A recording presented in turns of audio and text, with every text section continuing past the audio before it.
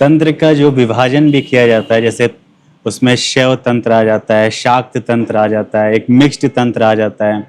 Buddhism में देखो तो वज्रयान तंत्र आता है। तो इन सब तंत्रों में बेसिकली अंतर है क्या?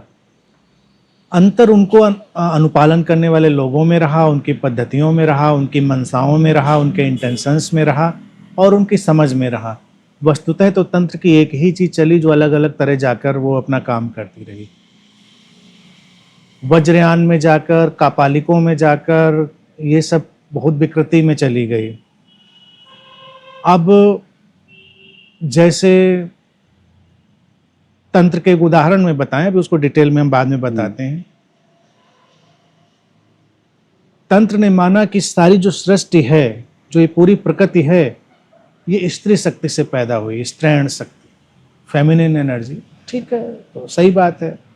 यिन यांग का कंसेप्ट आ गया तो आप समझ, कोई दिक्कत नहीं है। और कामाख्या जैसे भारत में एक है तो वहाँ मानते हैं देवी की योनि गिरी, तो वहाँ योनि पूजा होती है। अब देवी की योनि एक कॉस्मिक योनि हो गई, अर्थात जन्म लेने का एक जागतिक द्वार। तो कापालिकों ने, वज्रयानियों ने और तमाम ऐसे पंथों ने योनि पूजा शुरू करी। वहाँ पर उन्होंने महिलाओं को लेना शुरू कर दिया, कुंवारी लड़कियों को लेना शुरू कर दिया।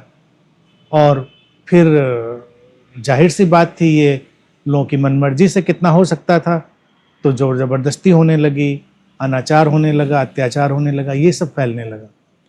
अब ये बात है नासमझी की, कि बात समझनी थी इस त्रैण रहस्य को, ना कि उसमें सीधे सीधे उतर जाना था। उसके सीधे उतर जाने की बात नहीं कही जा रही है, लेकिन नहीं समझ में आई तो सीधे उतर गए। सीधे उतरने में क्या रहा, एक मत रहा लोगों का, उससे ये कंफ्यूजन पैदा हुआ सीधे उतरने में। क्योंकि ये भी कहो कि सीधे क्यों उतरने लगे लोग, तो सीधे उतरने के लिए भी कुछ तो इशारे रहे होंगे।